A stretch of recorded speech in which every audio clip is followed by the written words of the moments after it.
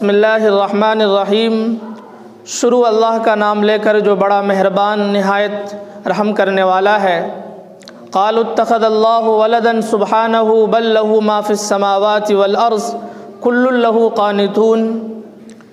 ان یہودیوں اور عیسائیوں اور مشرکوں نے کہا کہ اللہ تعالیٰ نے بیٹا بنا لیا ہے، اللہ تعالیٰ نے اپنے لیے کوئی اولاد بنا لی ہے۔ سبحانہ، حالانکہ اللہ کی ذات ان تمام چیزوں سے پاک ہے۔ بل لہ ما فی السماوات والارض، بلکہ حقیقت یہ ہے کہ آسمانوں میں اور زمین میں جو کچھ بھی ہے سب اللہ کا ہے۔ کل لہ قانتون، اور تمام چیزیں سب کا سب اللہ کے تابع ہیں، اس کے فرما بردار ہیں۔ بدیع السماوات والارض، وہ آسمانوں اور زمین کا موجد ہے، پیدا کرنے والا ہے۔ وَإِذَا قَضَىٰ أَمْرًا فَإِنَّمَا يَقُولُ لَهُ كُن فَيَكُونُ، اور اللہ تعالیٰ جب کسی چیز کا فیصلہ کر لیتا ہے تو اس کے لیے صرف اتنا کہتا ہے کہ ہو جا، لہذا وہ چیز ہو جاتی ہے۔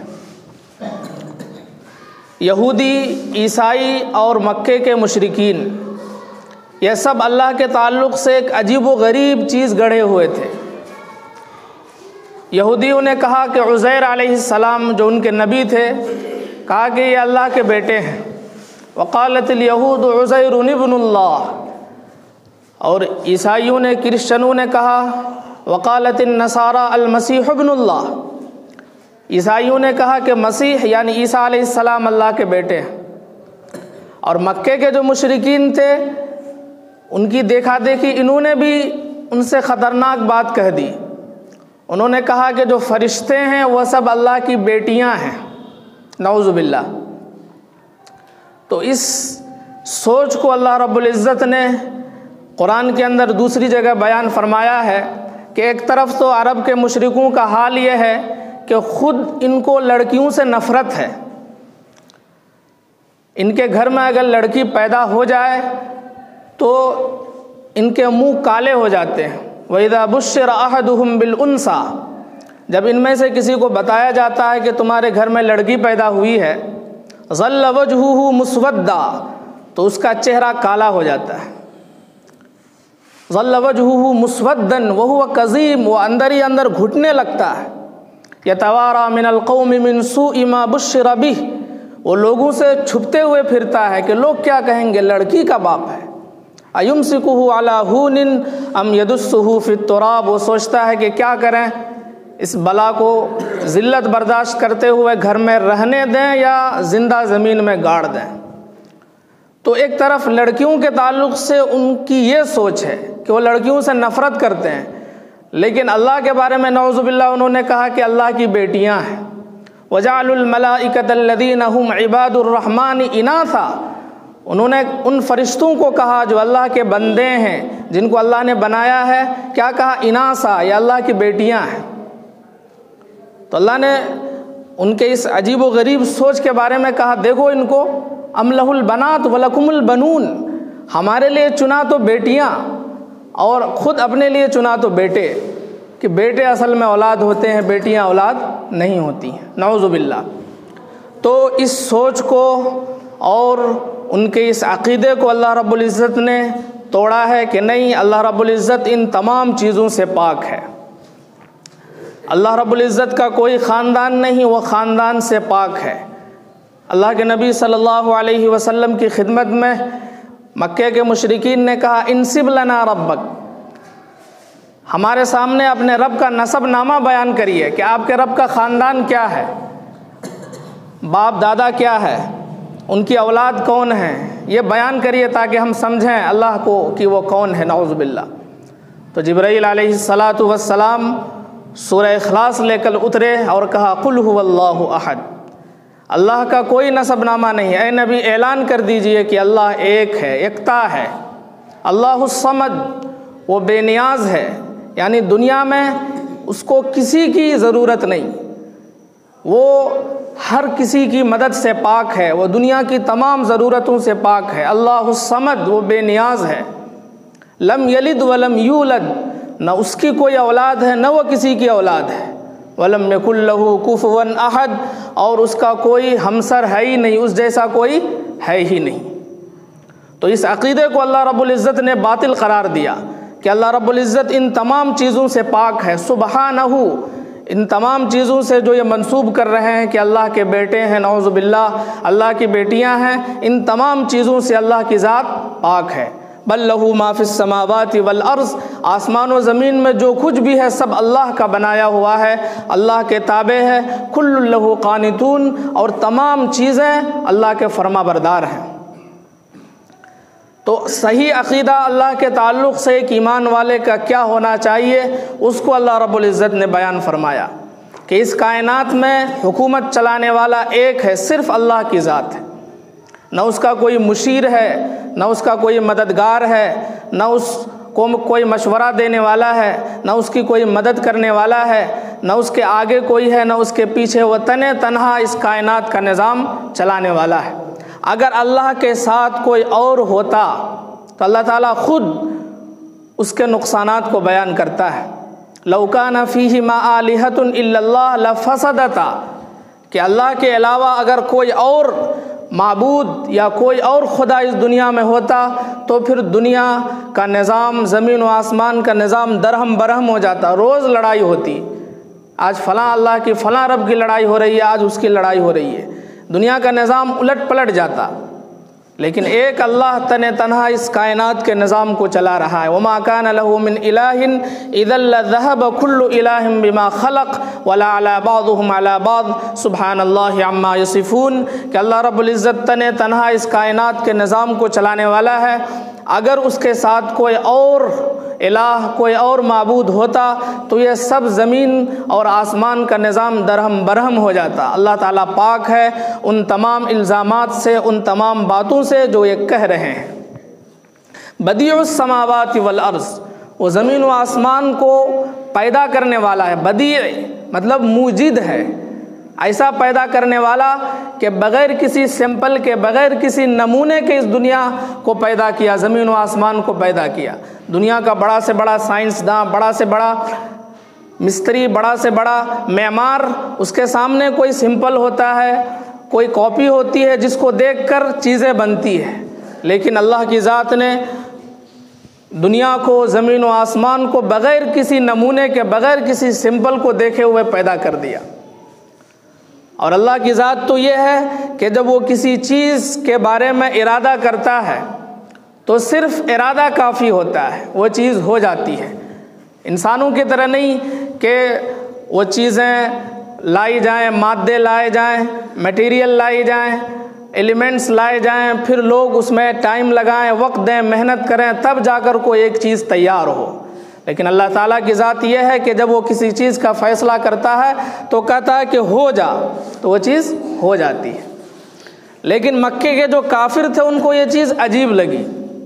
اللہ کے نبی صلی اللہ علیہ وسلم نے مکے کے جو بڑے بڑے سردار تھے ان کو بلایا اور ان کے سامنے ایک اللہ کو ماننے کی دعوت دی، تو ان کو بڑا تعجب ہوا کہ یہ کیسی دعوت ہے، ہم تو 360 بتوں کو مانتے ہیں، ان کے سامنے سر جھکاتے ہیں، یہ کون سی دعوت ہے کہ ایک کے سامنے صرف سر جھکایا جائے۔ واجبو، ان کو بڑا تعجب ہوا، انجاءہم منذر منہم، کہ انہی میں سے انسان کو اللہ رب العزت نے نبی بنا کر بھیجا جو ان کو ڈرا رہے ہیں، جو ان کو بتا رہے ہیں کہ ایک اللہ کی پوجا کرو، ایک اللہ کی عبادت کرو۔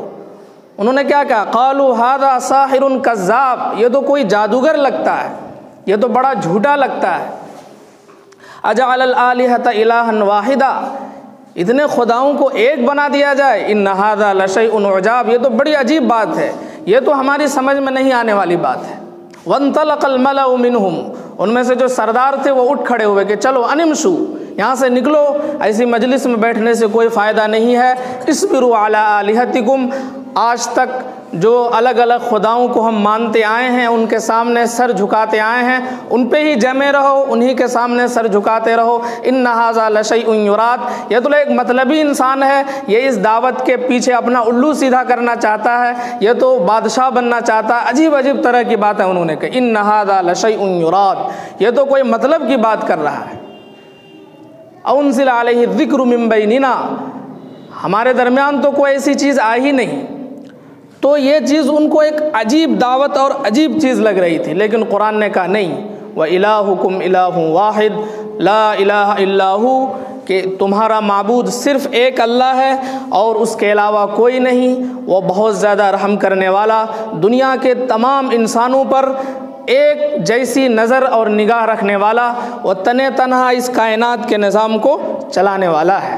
وَمَن يَدْعُ مَعَ اللَّهِ إِلَٰهًا آخر، اور جو لوگ اللہ کے علاوہ یا اللہ کے ساتھ کوئی اور معبود کو اپنا رب مانتے ہیں، کسی اور کے سامنے اپنا سر جھکاتے ہیں، لا برہان لہ بہ، ان کے پاس کوئی دلیل ہے ہی نہیں، وہ من گھڑت صرف لوگوں کی دیکھا دیکھی ایسا کر رہے ہیں، فإنما حسابہ عند ربی، لہذا ایسے لوگوں کو یا رسول اللہ آپ صرف سمجھائیے، مانے یا نہ مانے، انہ لا یفلح الکافرون، ان کے ذمے کامیابی نہیں ہے، یہ ناکام ہونے والے لوگ ہیں۔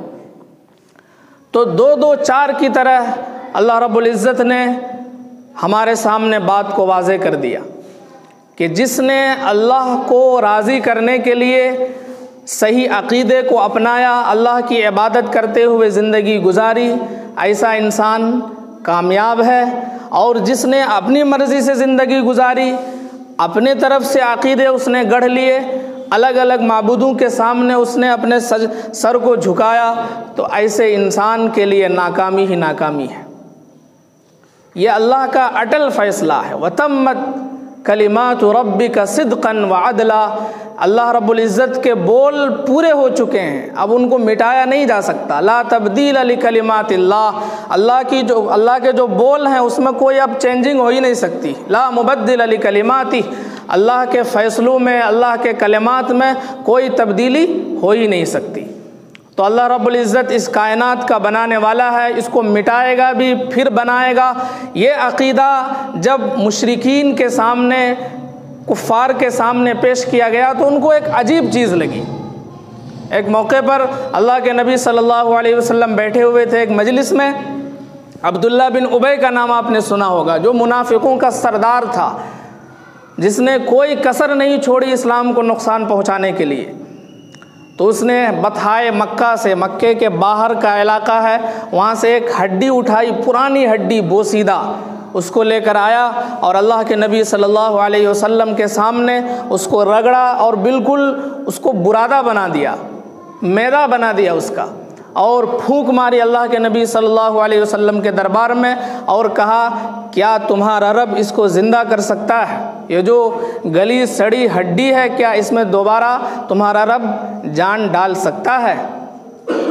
تو سورہ یاسین کی آخری کی آیتیں جبرائیل علیہ السلام لے کر اترے اور بیان کیا کہ اولم یر الانسان، کیا اس انسان کو نہیں سوچتا ہے، کیا اس کو نظر نہیں آتا ہے، انا خلقناہ من نطفہ، کہ ہم نے خود اس کو جو ہے ایک ناپاک قطرے سے پیدا کیا، نطفے سے پیدا کیا، فَإِذَا هُوَ خَصِيمٌ مُبِينٌ، آج جو ہے بڑی بڑی باتیں کر رہا ہے اور یہ اللہ کے تعلق سے جھگڑ رہا ہے، جھگڑا کر رہا ہے، وَضَرَبَ لَنَا مَثَلًا، اور اللہ کے بارے میں اتنی بڑی بڑی باتیں بنا رہا ہے، وَنَسِيَ خَلْقَهُ، اور اپنی پیدائش بھول گیا کہ خود یہ کیسے پیدا ہو، اور کہہ رہا ہے مَن يُحْيِي الْعِظَامَ وَهِيَ رَمِيمٌ، یہ جو ہڈی بالکل بوسیدہ ہو چکی ہے، ان ہڈیوں کو کون زندہ کرے گا؟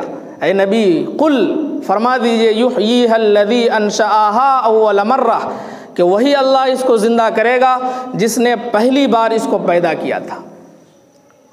پہلی بار کسی کو بنانا مشکل ہوتا ہے، لیکن جب ایک بار پیدا کر دیا تو دوبارہ پیدا کرنے میں کیا دقت ہے؟ تو جس اللہ نے اس کو پہلی بار پیدا کیا تھا وہی اللہ اس کو دوبارہ پیدا کرے گا۔ قل یحییھا الذی انشأھا اول مرہ وہو بکل خلق علیم، اس کو کیا پیدا کرنا ہے، کس طرح کی چیزیں وہ پیدا کرتا ہے، اس کے بارے میں اسی کو صحیح علم ہے۔ اولیس الذی خلق السماوات والارض بقادر علی ان یخلق مثلہم، کیا وہ ذات جس نے آسمان پیدا کیے، زمین بنائی، وہ اس بات پر قادر نہیں ہے کہ وہ دوبارہ ان چیزوں کو پیدا کرے؟ کیوں نہیں؟ بلا وہو الخلاق العلیم، کیوں نہیں، وہ بہت زیادہ خلاق ہے، کریٹیو، یعنی سسٹینر اس کائنات کا، پیدا کرنے والا، اس کی نگرانی کرنے والا، دیکھ ریکھ کرنے والا، تمام دنیا کی ہر جاندار تک رزق پہنچانے والا۔ هو الذی خلقکم اول مرہ وَهُوَ الَّذِي يُنْشِئُ الْخَلْقَ ثُمَّ يُعِيدُهُ، وہی انسان کو پیدا کرتا ہے پھر دوبارہ اس کو زندہ کرے گا۔ وہی انشأکم من الشجر الاخضر نارا فاذا انتم منہ توقدون، ایک ہرے بھرے درخت سے تمہارے لیے آگ پیدا کرتا ہے۔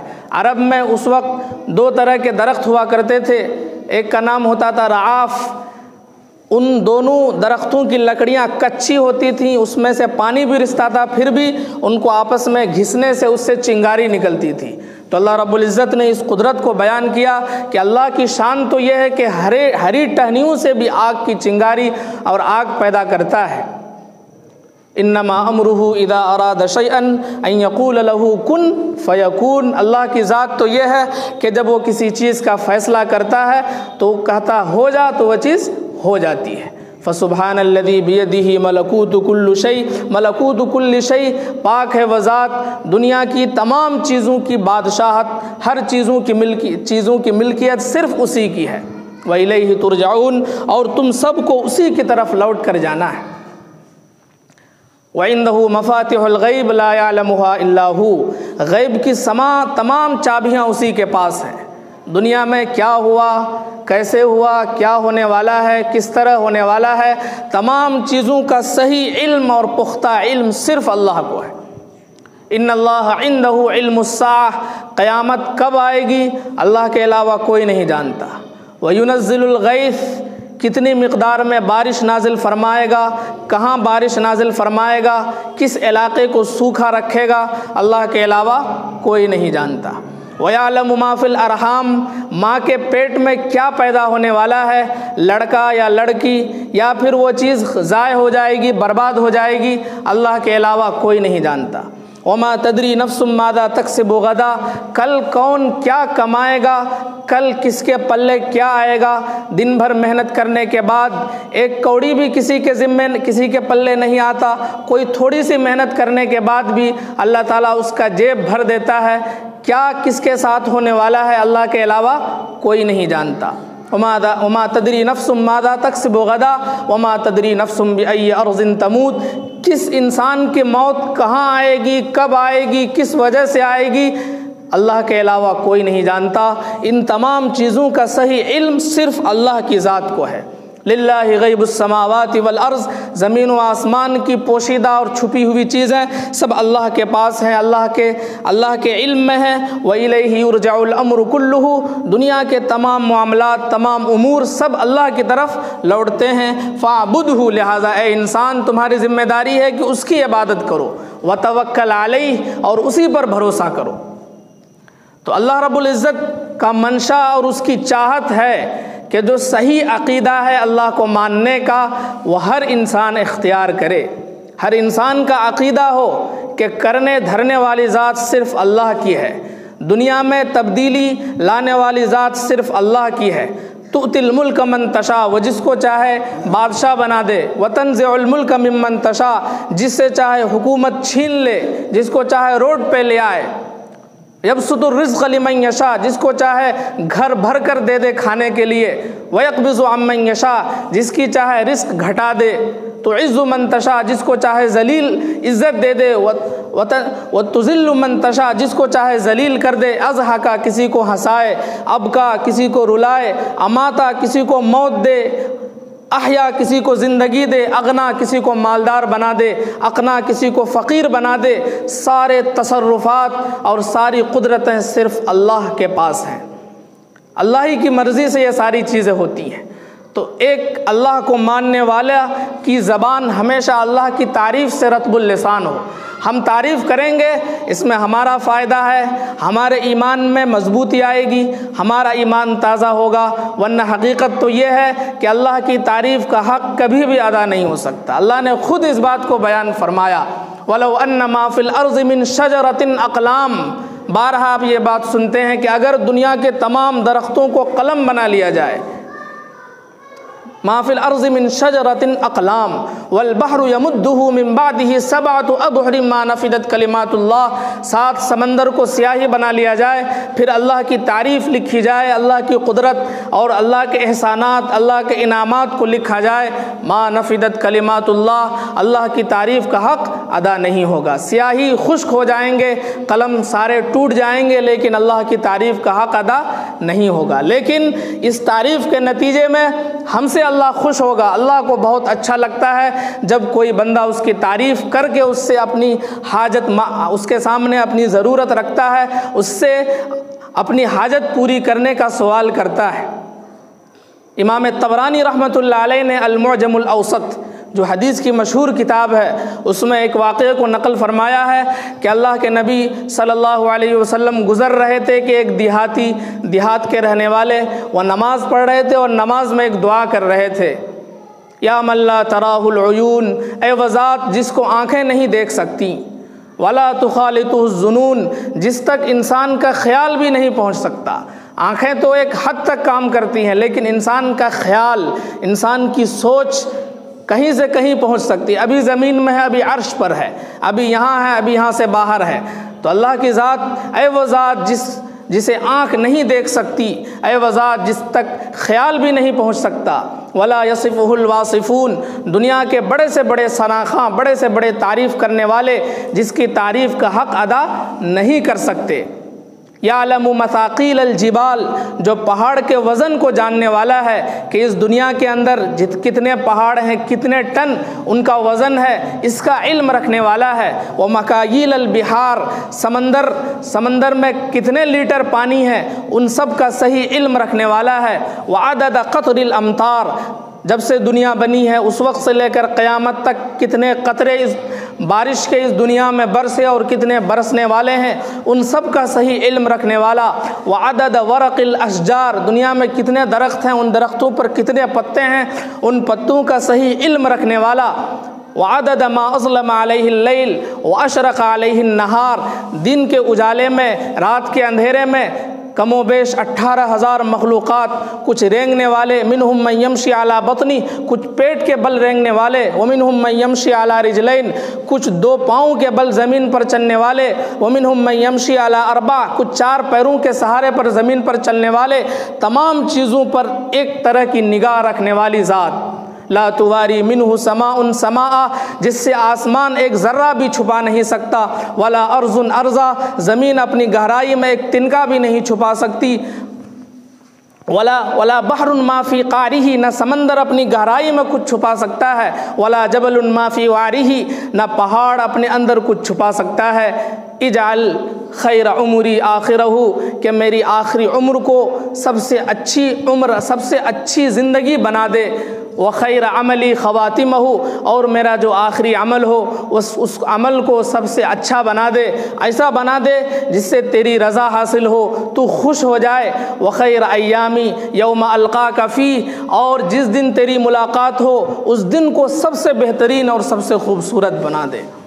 تو دیہات کے رہنے والے صحابی یہ دعا کر رہے تھے، اللہ کے نبی صلی اللہ علیہ وسلم نے سنی اور ایک صحابی سے کہا کہ جب یہ نماز پڑھ چکے تو اس کو میری خدمت میں لے آنا، میرے پاس حاضر کرنا۔ چنانچہ وہ صحابی اس دیہاتی کو لے کر آپ کی خدمت میں حاضر ہوئے۔ آپ نے ان سے پوچھا ممن انت، تمہارا خاندان کیا ہے، مطلب کہاں تمہارا گھر ہے، کہاں سے آئے ہو؟ تو اس نے کہا من بنی عامر بن صعصعہ، میرا خاندان ہے عامر بن صعصعہ۔ اللہ کے نبی صلی اللہ علیہ وسلم کو گفٹ کے طور پر سونے کا ایک ٹکڑا، سونے کی ایک ڈلی ملی تھی، وہ اس دیہاتی کو آپ نے گفٹ کر دیا، آپ نے تحفے میں دے دی۔ پھر پوچھا لما وہبت الذهب، تمہیں پتہ ہے کہ یہ سونا جو ہم نے تمہیں گفٹ کیا ہے، جو ہم نے تم کو تحفے میں دیا ہے، یہ کیوں دیا؟ تو اس دیہات کے رہنے والے صحابی نے کہا للرحم بیننا و بینک، ہمارے خاندان اور آپ کے خاندان میں رشتہ داری ہے، اسی وجہ سے آپ نے رشتہ داری اور صلہ رحمی کی وجہ سے یہ گفٹ اور یہ تحفہ ہمیں دیا۔ تو آپ نے فرمایا ان للرحم حقا، کہ رشتہ داری کا تو حق ہوتا ہے، رشتہ داری نبھائی جاتی ہے، رشتہ داروں کو تحفہ دیا جاتا ہے۔ آپس میں میل جول رکھا جاتا ہے، لیکن یہ ہم نے رشتہ داری کی وجہ سے نہیں دیا۔ انما وہبت لک الذھب لحسن ثنائک علی اللہ، یہ سونا ہم نے تمہیں گفٹ کیا اس وجہ سے جو تم ابھی اللہ کی اتنی خوبصورت